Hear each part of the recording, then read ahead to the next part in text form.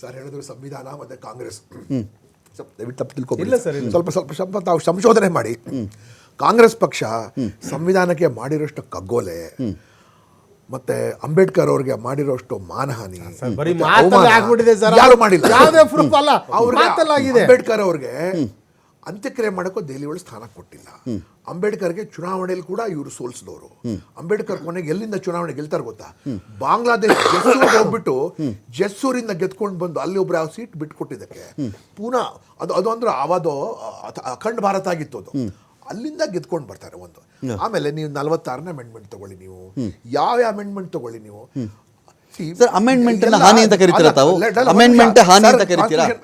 Amendment ಆಯಾ ಕಾಲಘಟ್ಟದ ಅನುಕೂಲಕ್ಕೆ ಮಾಡುವಂಥದ್ದು, ಹಾನಿ ಮಾಡುವಂಥದ್ದು. ಅವ್ರು ಏನು ಹೇಳಿದಾರ ಸರ್, ಅವರು ಸಂವಿಧಾನ ಮತ್ತೆ ಸುಮ್ಮನೆ ಸಂವಿಧಾನ ತಗೊಂಡು ಒಂಥರ ಟ್ಯಾಪ್ ಮಾಡ್ತಾ ಇದ್ದಾರಲ್ಲ. ಪಾಪ ಅವ್ರಿಗೆ ಸಂವಿಧಾನದ ಪ್ರಾವಿಷನ್ಸೇ ಗೊತ್ತಿಲ್ಲ. ಸಂವಿಧಾನದಲ್ಲಿ ಈಗ ನೀವು ಎಷ್ಟು ಬಾರಿ ನೀವು ಚುನಾಯಿತ ಸರ್ಕಾರಗಳಿಗೆ ನೀವು ಡಿಸ್ಮಿಸ್ ಮಾಡಿದ್ದೀರಿ, ನೀವೇ ಜಾಸ್ತಿ ಮಾಡಿದ್ದೀರಾ. 106 ಅಮೆಂಡ್ಮೆಂಟ್ಸ್ ಹ್ಯಾವ್ ಟೇಕನ್ ಪ್ಲೇಸ್. 106 ಅಮೆಂಡ್ಮೆಂಟಲ್ಲಿ ದೇಶದ ಉದ್ಧಾರ ಎಲ್ಲಿ ನೀವು ಮಾಡಿದ್ದೀರಾ, ಮತ್ತು ನಿಮ್ಮ ಸ್ವಂತ ಉದ್ಧಾರ. ಸಂವಿಧಾನ ಒಳಗೆ ಏನಂತ ಇದೆ, ಸ್ಪೀಕರ್ ಇಲ್ಲ ಕೇಳಿ ಸ್ಪೀಕರ್, ವೈಸ್ ಪ್ರೆಸಿಡೆಂಟ್ ಅವ್ರ ಚುನಾವಣೆ ಬಗ್ಗೆ ಏನೋ ತರ್ಕ ಇರಬಾರ್ದು. ಅದಕ್ಕೆ ನೀವು ಹೋಗಿ ಆ್ಯಡ್ ಮಾಡ್ಕೊಂಡಿದ್ರೆ ಪ್ರೈಮ್ ಮಿನಿಸ್ಟರ್ ಬೇಕು ಅಂತ. ಸೊ ನೀವು ಮತ್ತೆ ಕಾನ್ಸ್ಟಿಟ್ಯೂಷನ್ ಮತ್ತು ಅಂಬೇಡ್ಕರ್ ಇದಲ್ಲ, it is a false narrative which Congress. ಒಂದು ಇದರಲ್ಲಿ ಶೆಡ್ಯೂಲ್ಡ್ ಕ್ಯಾಸ್ಟ್ ವೋಟ್ ವಿಚಾರ ಬಂದಿರೋದ್ರಿಂದ ಒಂದು ಪಾಯಿಂಟ್ ಸೇರ್ಸಕ್ಕೆ ಬಯಸ್ತೀನಿ. 12 ಸೀಟ್ಸ್ ಇರಬೇಕು ದೆಹಲಿನಲ್ಲಿ. 2008ರವರೆಗೂ ಕಾಂಗ್ರೆಸ್ ಡಾಮಿನೇಟೆಡ್. ಅದಕ್ಕೆ ಮೊದಲು 13 ಸೀಟ್ ಇತ್ತು, ಆಮೇಲೆ 12 ಆಯ್ತದು. ಅಷ್ಟು ಗೆಲ್ತಾ ಇದ್ರು ಕಾಂಗ್ರೆಸ್ನವರು.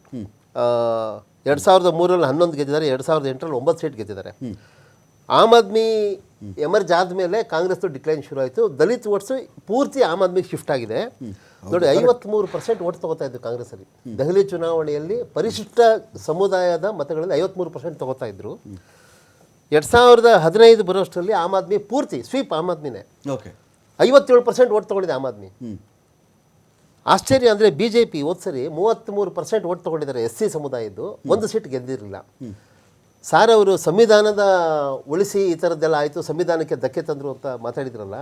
ದೆಹಲಿ ಚುನಾವಣೆಯಲ್ಲಿ ಸಂವಿಧಾನ ಉಳಿಸಿಯ ವಿಚಾರ ಪರಿಣಾಮನೇ ಬೀರಿಲ್ಲ, ಅದು ಇಶ್ಯೂನೇ ಅಲ್ಲ, ಅದು ಅಪ್ರಸ್ತುತ ಆಯ್ತು, ಅದು ವಿಚಾರ ಅಪ್ರಸ್ತುತ. ನಿಜವಾದ ಚಾಲೆಂಜ್ ಇದ್ದಿದ್ದು ಕಾಂಗ್ರೆಸ್ಗೆ ಅಥವಾ ಆಮ್ ಆದ್ಮಿಗೆ. ಚಂದ್ರಶೇಖರ್ ರಾವಣ್ಣವರು ಆಜಾದ್ ಸಮಾಜ್ ಪಾರ್ಟಿ ಅಂತ ಒಂದು ಪಾರ್ಟಿನ ಫ್ಲೋಟ್ ಮಾಡಿದ್ದಾರೆ. ಅವ್ರು ಕಂಟೆಸ್ಟ್ ಮಾಡಿದಾರಲ್ಲಿ. AIMIM ಅಸಾವುದ್ದೀನ್ ಓವೈಸಿ ಅವ್ರದ್ದು ಪಕ್ಷ ಅಲ್ಲಿ 2-3 ಸೆಗ್ಮೆಂಟ್ಗಳಲ್ಲಿ ಕಂಟೆಸ್ಟ್ ಮಾಡಿದ್ದಾರೆ. ಹೌದೌದು, ದೆಹಲಿಯಲ್ಲಿ ಕಂಟೆಸ್ಟ್ ಮಾಡಿದ್ದಾರೆ ಅವರು. ಮುಸ್ಲಿಮರದ್ದು ಗಣನೀಯ ಸಂಖ್ಯೆಯಲ್ಲಿ ಒಂದು 12ರಿಂದ 15 ಸೆಗ್ಮೆಂಟ್ಗಳಲ್ಲಿ ಪ್ರಾಬಲ್ಯ ಇದೆ ಅವರು. ಇವ್ರ ವಿಶ್ವಾಸವನ್ನು ಇವ್ರು ಪಡ್ಕೊಳ್ಳೋಕ್ಕಾಗಲಿಲ್ಲ, ಇದು ವಾಸ್ತವ.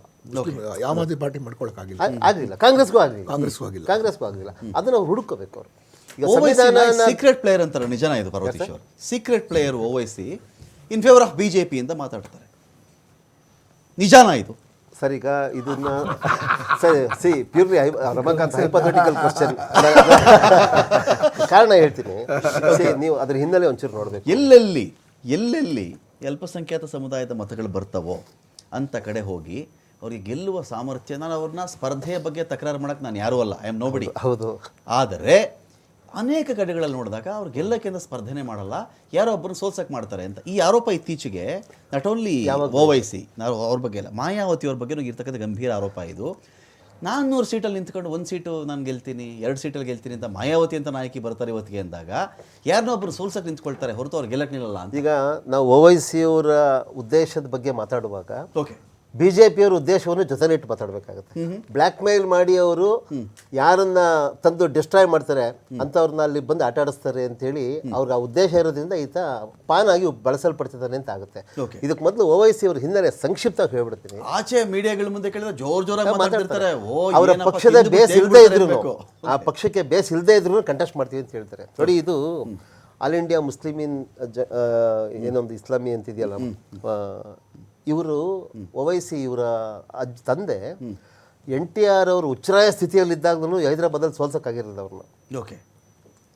ಇಡೀ ಆಂಧ್ರನ NTR ಸ್ವೀಪ್ ಮಾಡಿದ ತೆಲುಗು ದೇಶಮು ಈ ಓವೈಸಿ ಅವ್ರ ತಂದೆಯವ್ರನ್ನ ಸೋಲ್ಸೋಕ್ಕಾಗಿರಲಿಲ್ಲ. ಇವರು ನೈಜಾಮ್ ಶಾಹಿಯ ಕಾಲದಲ್ಲಿ, ಹೌದು, ನೈಜಾಮ್ ಶಾಹಿ ಕಾಲದಲ್ಲಿ ಒಂದು ರಜಾಕಾರ್ ತುಕಡಿ ಇತ್ತಲ್ಲ, ಅದರ ಕಮಾಂಡರ್ಸ್ ಇವರೆಲ್ಲರೂ.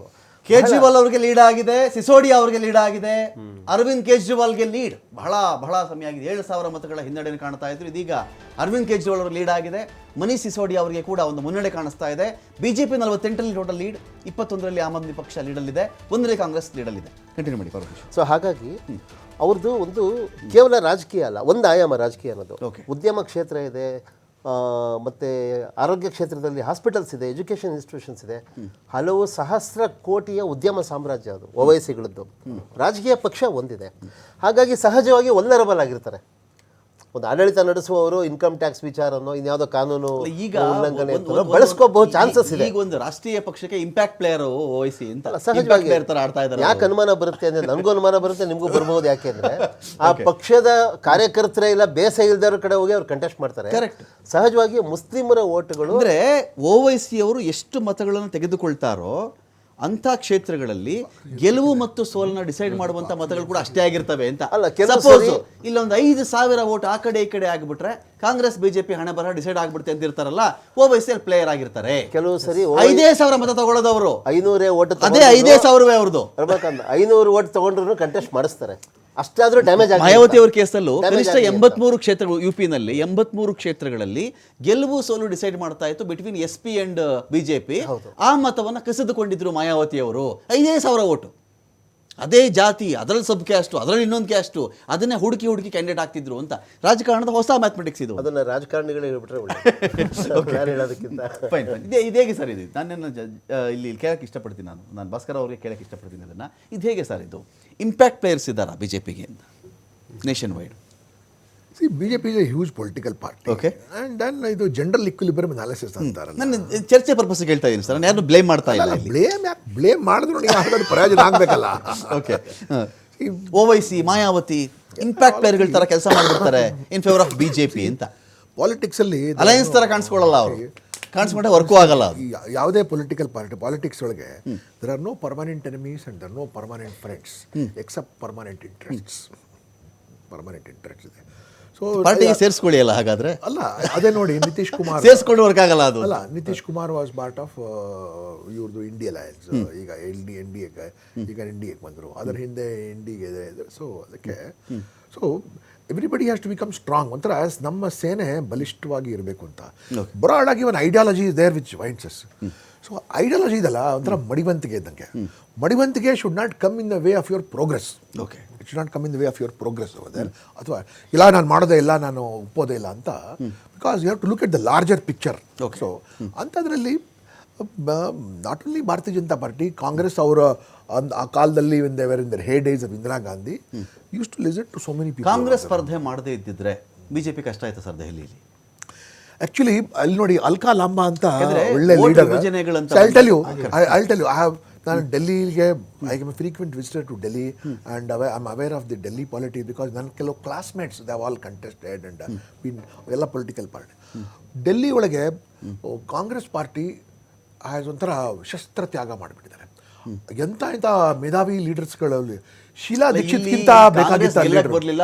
ಇವನ್ನ ಆಮ್ ಆದ್ಮಿಯವನ್ನ ಸೋಲ್ಸಕ್ ಬಂದ್ರು ಕಾಂಗ್ರೆಸ್ನವರು ಅಂತ ದೆಹಲಿ ಮಟ್ಟಕ್ಕೆ. ಶೀಲಾ ದೀಕ್ಷಿತ್ ಬರಲಿಲ್ಲ ಅಂತ. ಶೀಲಾ ದೀಕ್ಷಿತ್ ಆ ಟೈಮಲ್ಲಿ ಮಾಡಿರೋ ಲೆವೆಲ್ಗೆ ಕಾಂಗ್ರೆಸ್ ನಿಲ್ಲಿಸ್ಬಿಟ್ರಿ ನೀವು ಸರ್. ಆಗಲ್ಲ, ಪ್ಲೇಯರ್ಸ್ ಮಧ್ಯದಲ್ಲಿ ನಿಮ್ಗೆ ನೋಡಿ ಸರ್, ಈಗ ನಾನ್ ಪ್ಲೇಯರ್ ಅಂತ ಆಗೋಯ್ತಿದ್ದು. ನಾನು ನಿಮ್ಗೆ ಕೇಳ್ತೀನಿ ನೋಡಿ ಸರ್, ಈಗ ಕಾಂಗ್ರೆಸ್ ಆ ಥರದ್ದು ಇದ್ದಿದ್ರೆ ಕನಿಷ್ಠ ಪಕ್ಷ ಒಂದು 10 ನಂಬರ್ ಬರ್ಬೇಕಾಗಿರ್ಲಿಲ್ಲ. ಅಲ್ಲ, ನ್ಯಾಷನಲ್ 10 ನಂಬರ್ ನೋಡಿ ಈ ಸ್ಥಿತಿಗೆ ಬಂದವರು ಡೆಲ್ಲಿನಲ್ಲಿ. ಅದನ್ನೇ ನಾನು ಕೇಳ್ತಾ ಇರೋದು.